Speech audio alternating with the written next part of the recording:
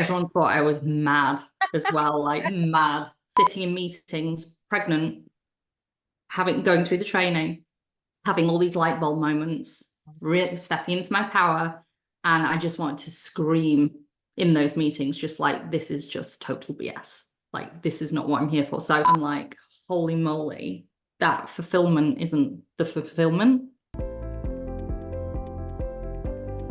Welcome to the Soul Awakening Academy podcast series. I'm your host, Anne-Marie Mayers, and founder of Soul Awakening Academy. The stories you'll hear are from our master spiritual life coaches and energy healers, women who have gone to the brink of burnout and found the spark within themselves to turn their pain into their greatest purpose. So sit back, relax, maybe grab a pen and a piece of paper as we share their vulnerable stories of adversity to strength, and maybe you'll take some practical skills and strategies you can implement in your life now. And for a thank you, if you want to tap into your unique spiritual purpose, join the 3-part masterclass series below and let me help you find your level of greatness.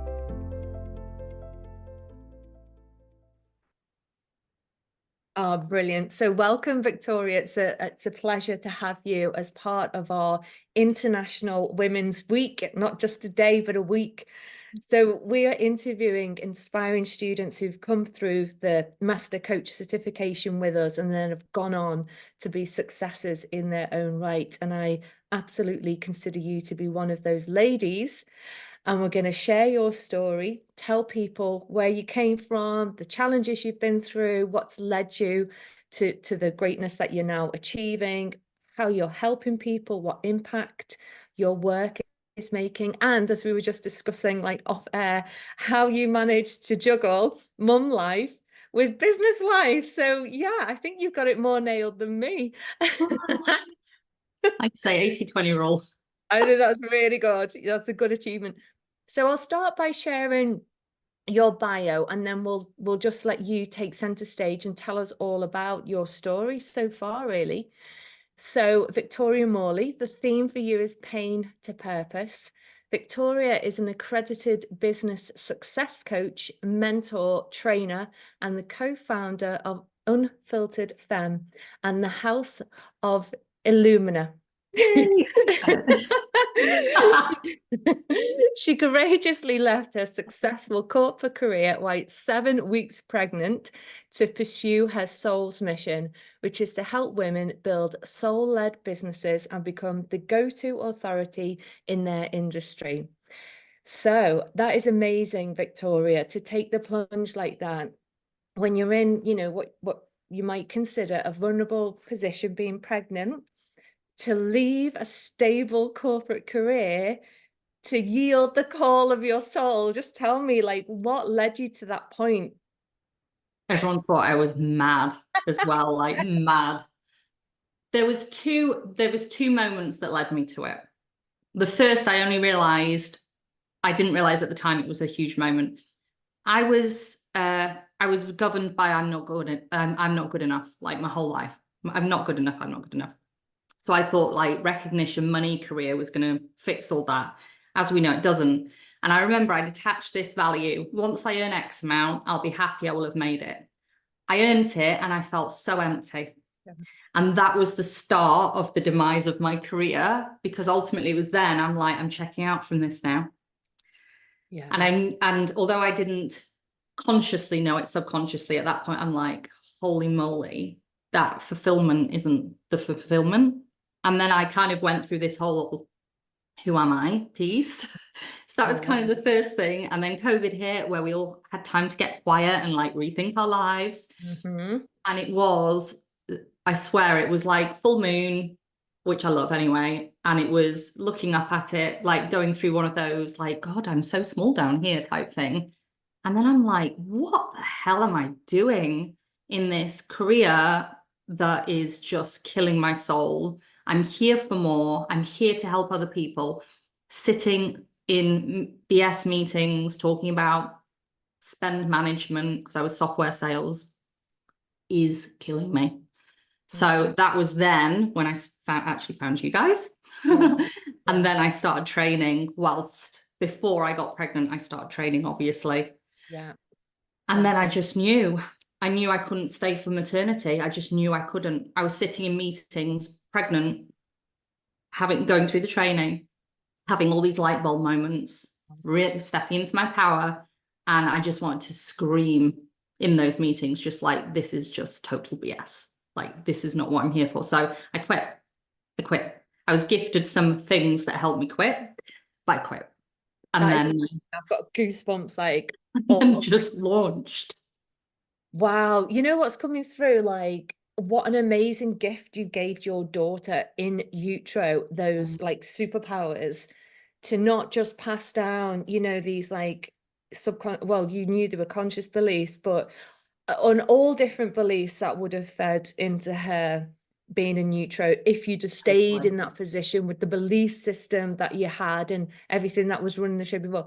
What an empowering like gift to bestow to your unborn child in utero, to bring, for her to bring forth into this world, like literally changing your generational timeline, which is freaking amazing.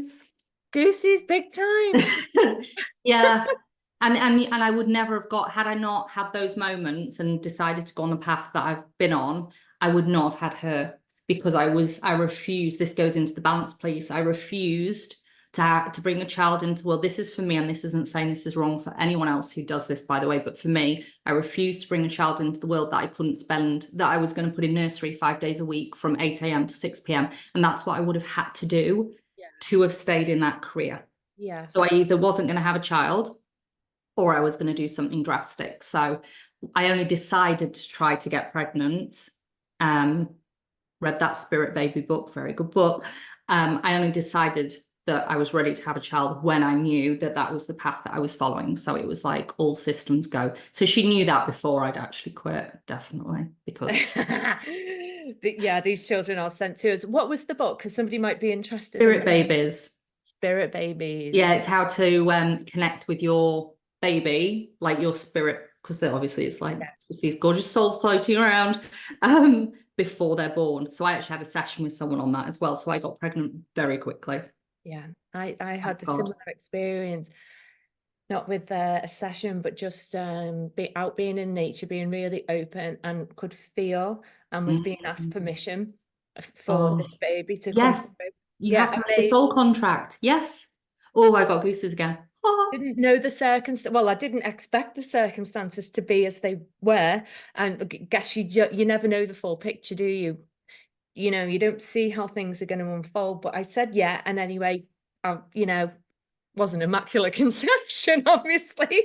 You sure? I had my daughter, who was actually she was the catalyst too for the Soul Awakening Academy. So it's amazing, isn't it, what that turning point and the thing that can kickstart you into real action, taking action in your life. So what an amazing story. So how long has it been since you trained then? Your daughter's 2, so 3 years? It will be 2.5. I think I got accredited in the March, so it'll be 2 years roughly. Yeah. 2 years, I'd say, since I finished the training, because I was really quick finishing the training. I was like 3 months through, done accreditation. I was on fire.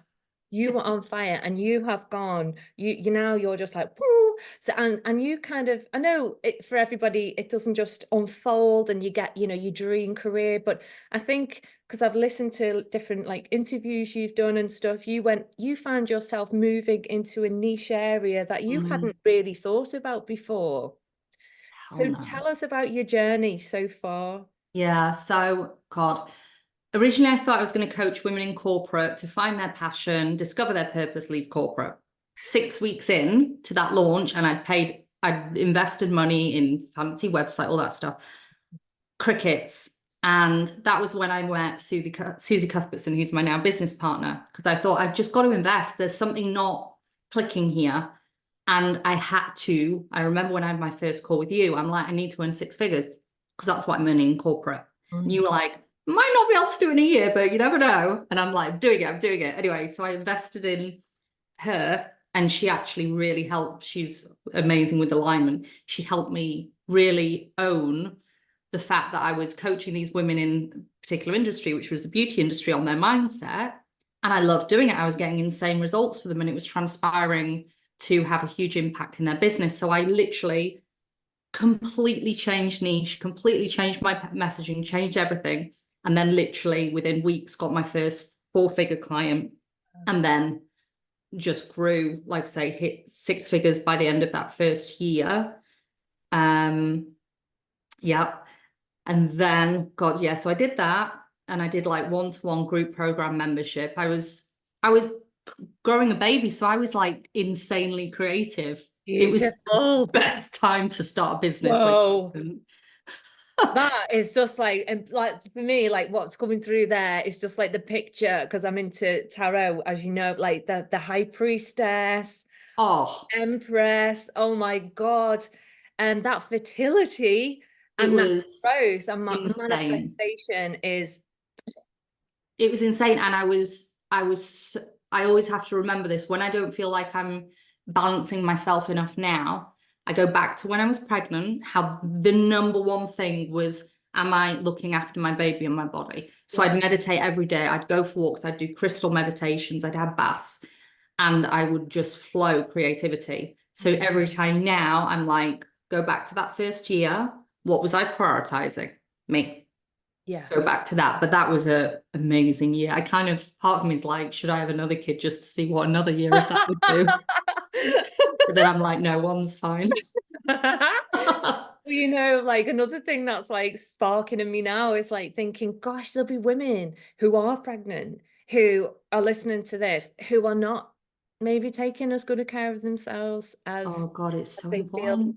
they could, because they've got a busy job, or they've got a demanding life, or they've got other kids, or whatever the circumstance. They could be not in the fortunate position that you found yourself in because of the tools and the skills that you already had. What would you say to someone who is listening and, you know, is in a situation where they deeply want to be nurturing to themselves, their body, or their baby if they're pregnant?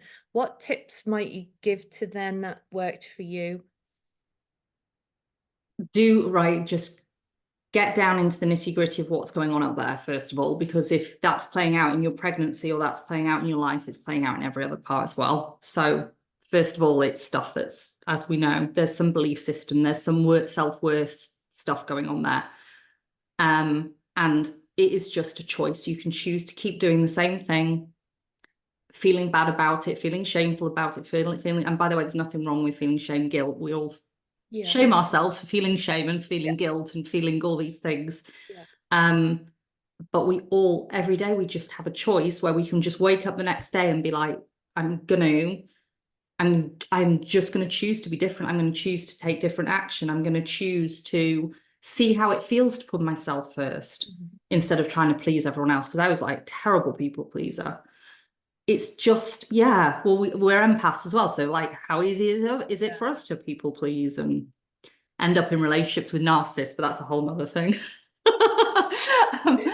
But it's like, you can just keep going on the hamster wheel and feeling bad about it and telling yourself you'll change one day, or you can just goddamn decide today, in this moment, I'm going to start taking massive action and taking radical responsibility, because we push what we have the power to do. We push on external factors, other people, blame situations, blame people. Been there, done that. I did that for years. I was like, loved being on the victim bus or the struggle bus. Still go into that as well, but just take radical responsibility. Acknowledge what you're doing, own it, love yourself for it, because there's a reason we all do it, with love.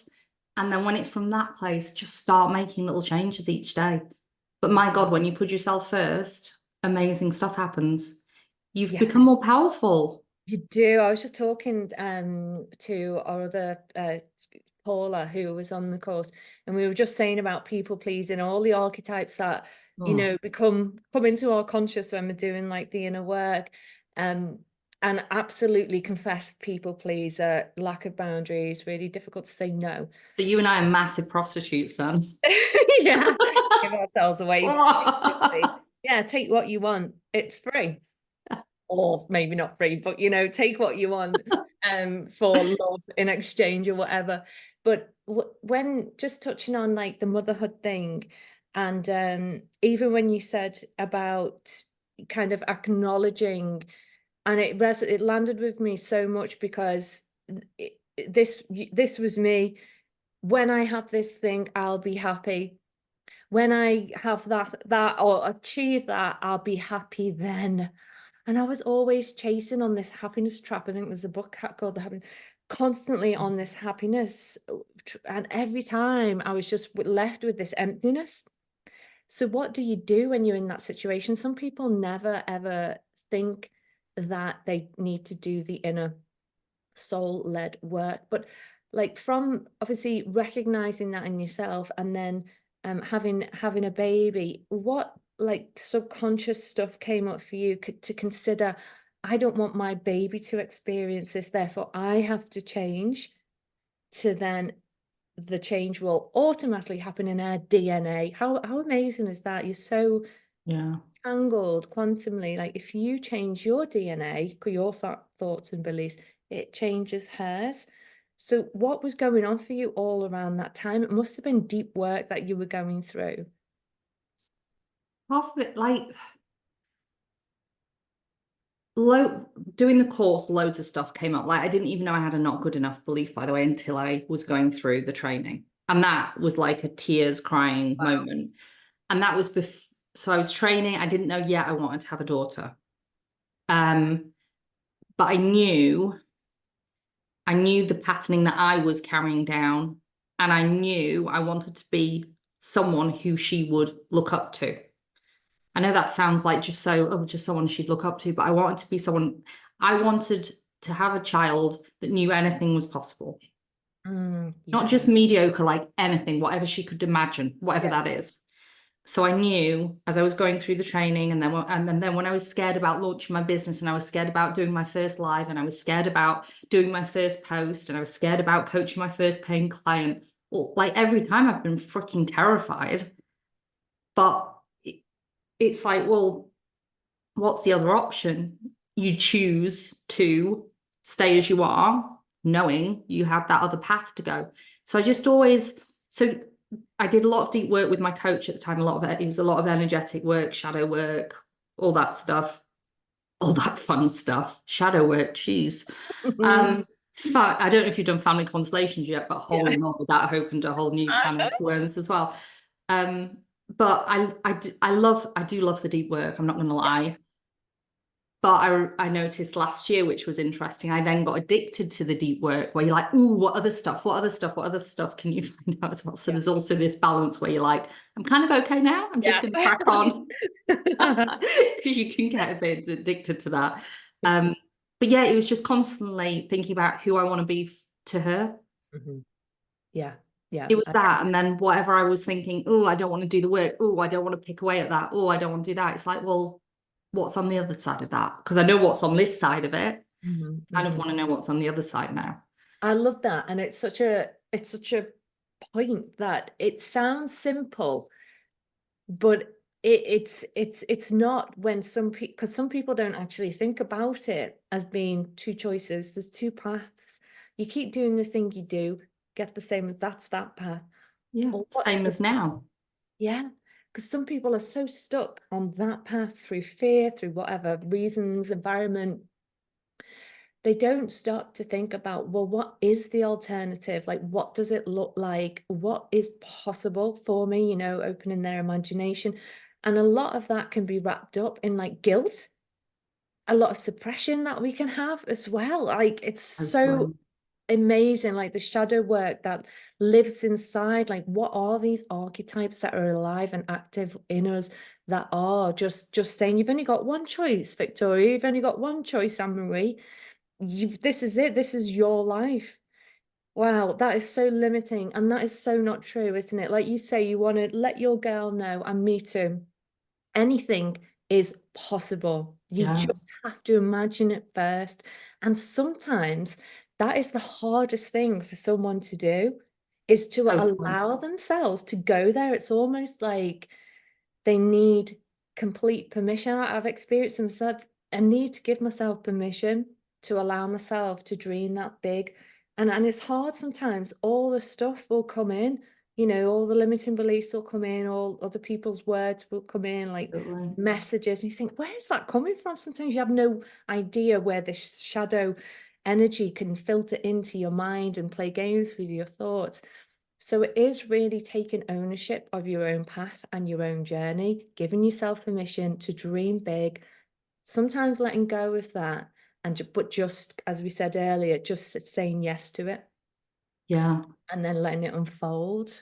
One thing I love doing with anyone really, but obviously I'm working mainly with women in business at the moment.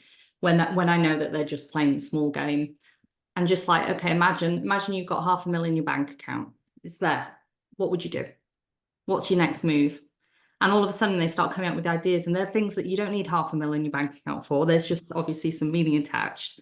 This is why I love the whole money subject as well, because the amount of different money energy systems I can sit in, have sat in, will continue to drop into is just nuts. But I love that question, because also that's just such an easy way to open someone up to, okay, so that's calming my nervous system. It's carving all those, what if it doesn't work? What if this? Oh, I'd do that. Okay. Yeah, exactly. Like taking away all the barriers. Just imagine you've got it. Just imagine freedom was on your side. What would Yeah. you? Imagine Yeah, you can never fail. Whatever you decide to exactly. do is just going to work. Yeah, Even and that's hard for people because they've never allowed themselves to even yeah, go there. no, it's so fascinating how our brain works and the limitations that have normally been fed to us. Yeah, And they can always. be fed by well-meaning people. But Craig, things change, environments change, value of money changes, Yeah, everything in this world changes. So why get stuck with the belief system, which is a story that isn't true, but we believe to be true? So, just think about like Father Christmas or the Tooth Fairy at 3, maybe not everybody, but we believed it to be true until it yeah, wasn't. And that's what we can do with our own belief systems. We play with them, we find the opposite, and then, we can collapse time on it. What would you say? I mean, first of all, I'd like to really drive home the work that you do with people now and the impact that yeah. you're making in people's lives. So tell us more about that. Okay, so there's two things. Okay, so there's two things. So after I did this will then make sense. After I had my first year in business, Susie, who I mentioned before, and I decided to set up a House of Illumina, Yes, beautiful. coaching training. So that was just bringing in basically eight different modalities. Some of those I'd never trained in, which, like I say, blew my mind. Yeah. And I cried a lot going through that. So we launched that. So that's all around helping, this inside out. It's helping create that ripple effect, helping give other people the tools so they can go on and help other people get out of their own way and just become the person they're here to be, because we're all here for a reason. Absolutely. So I did that. And then we've just launched Unfiltered Femme, which is where we're back to coaching, because I Yes. freaking love it. Yeah. Even though I was doing that the whole time anyway, but now we've just put it into a brand. So my mission now, because it always changes, it seems to change from year to year, it's really about helping women in business create more impact, become the expert at what they do, become the go-to authority in what they do and in their industry niche, whatever it is, so they can go on and fulfill their soul's mission, because we've all got them. Yeah. And So it's really the stuff I love. And I'm doing this with people in my mastermind at the moment. It's just getting them to believe, getting them to feel. So I do a lot around energetics. I love, love, love, love that work. yeah. Energetics, money, mindset, strategy are kind of my things. But it's about helping them like see, feel, believe, know, connect to how powerful they are.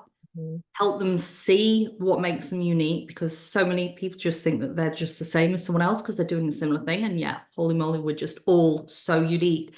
And then help them articulate that and message that and attract back the people who want that. That makes Exactly. sense. It does. And you're living proof of that. I mean, you know, you're juggling mum life with business. You left a secure corporate career to give your daughter and yourself a better way of living. And you hit your financial goals as well. So if anybody can teach anyone around manifestation and getting the things you want, despite the odds, despite the limiting beliefs and working through them, then it's you. If there were like women, well, there will be women listening to this thinking, God, that sounds like me, but I'm a mum and, you know, I've got this desire, but I'm a bit scared, you know, family responsibility, security, that is so heavy for them. What would you say to them if you were listening to it, considering like we talk about legacy, making an impact in the world, following your purpose? What would you say to women listening? Depending what mood I'm in will be different things, but today I'm a little bit sassy, so it would literally be, once again, you've got a choice. You've got that desire. Everything you do that you've not done before, you're going to find scary. Everything I do now, I find scary. But you have a choice to stay as you are, feel the fear, regret, wonder, wish, or you just do something that's a bit bolder than what you did yesterday, whether that's a choice, whether that's a decision, whether that's a belief, whether that's an action, whatever it is. Know that desire is never going to go away. So you're either going to push it onto a future version of yourself that is, if you don't make action today, it's going to be the same person as you are now, so you're never going to do it. Or today you take responsibility, you love for where you've got yourself to, but recognize you today, unless you do something different, unless you become something different, you're not going to move past where you are right now. So it's a choice, and whatever choice you make is perfectly fine. It's just knowing if you've got that desire, it's not there to be just left as a desire. It's there because you've got a calling, because you know you can do more for others. And when you do more than for others and serve others, your life changes in amazing ways as well. Yeah. I've not heard anyone say, oh, I wish I'd stopped serving other people because my life's just gone to shit. No one says that. No. I've never heard anyone say that. No, and that's it, you know, that sense of fulfillment that potentially you and I are looking for in the material, it's driven internally by a sense of fulfillment and meaning by following your purpose, which ultimately is helping other people in some way, shape, or form. And that is actually priceless. And you get that generated by your own body and your mind every day if you choose to follow that path. And I love the way you say, like,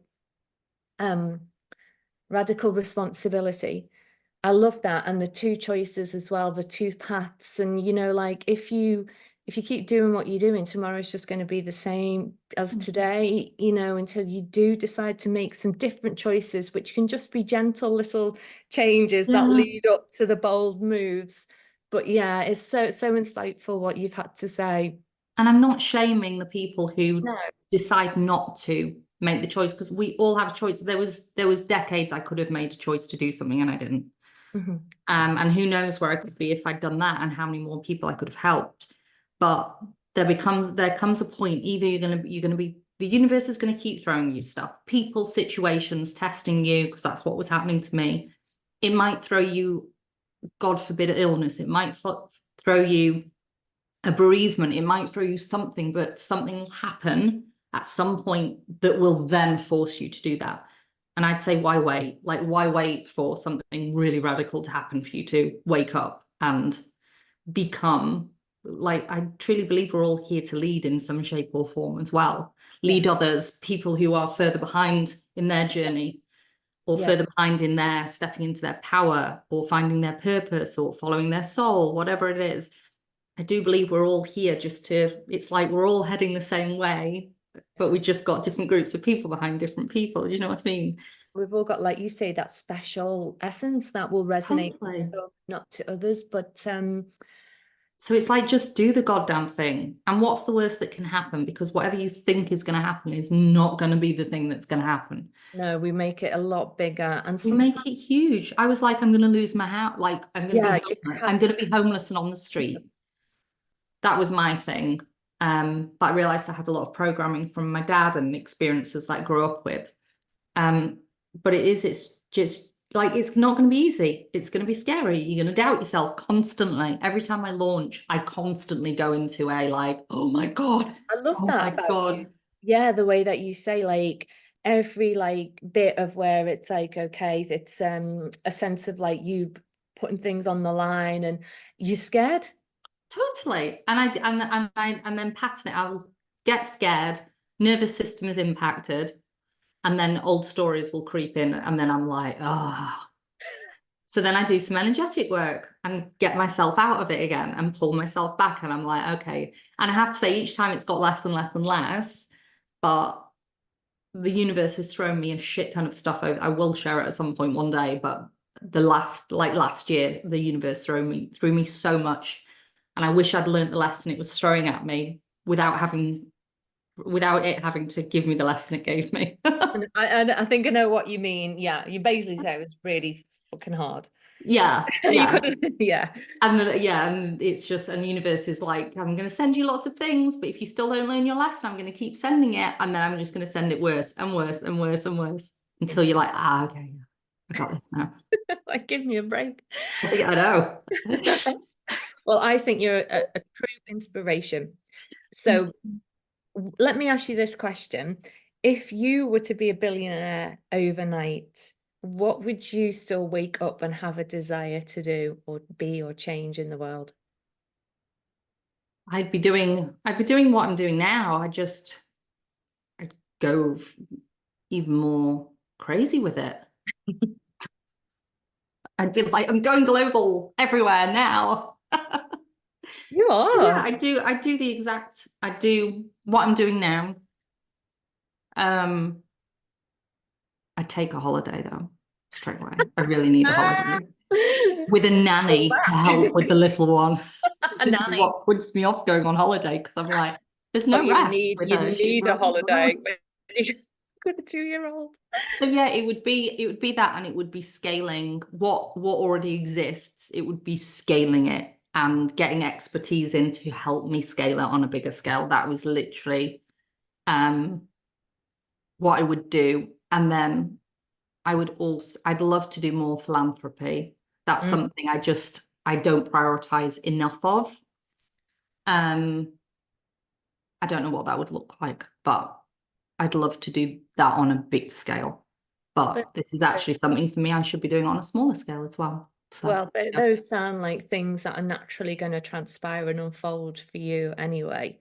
Yeah. So I think that's definitely going to be happening for you at some point. Still want a dog's home so I can just go and like, I'm such a Yeah, dog person. Just like, free puddles. I love that. we'll just rescue animals somewhere and just spend all day with them. I love that. What would you say has been the impact on yourself or your business or your clients through training and the skills that you learned with the Soul Awakening Academy? Well, geez, had I not found you, because I was looking at loads of different trainings and none of them spoke to my soul. Yeah. And like the modules, the curriculum Yeah. really piqued my interest. It empowered me to step into soul more, Good. because I'd started going through my soul awakening anyway, but I was going through what people are going to think and what do I think, and all this stuff. So that massively helped me with that.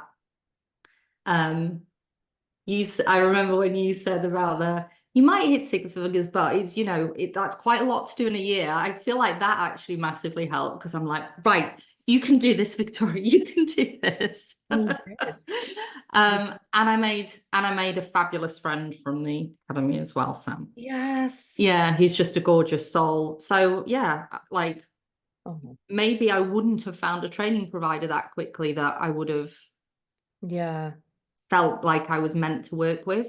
Yeah. And then maybe like my path would just be completely different, or it would have been slower. Who knows? Like, who knows? But you did it. It really, yeah. And I felt safe, and it unraveled so many things for me. That's where you got me addicted to healing. Healing is the way, baby. I love it. It's been so nice to talk to you, Victoria. It's been too long. 2 years, Jesus. I know, but time flies. So thank you so much for sharing your story. You're And we'll welcome. share your links where people can find you. And yeah, it's been an absolute pleasure. And Thank I'm you so so much. glad too that you chose me, the Academy, to be part of that journey. I'm Well, you were really the start of it, so I'm so grateful for that because your story resonates with mine, and now you have a baby girl, and everything's changed for her, and she came to you as a gift, and you're giving her the gift of life as well, and the best life she can possibly have. So well done to you, sister. Much love thank to you so much. you. Thank you. I'll speak to you soon, Victoria. Lots of See you love. soon. Thank you. Bye.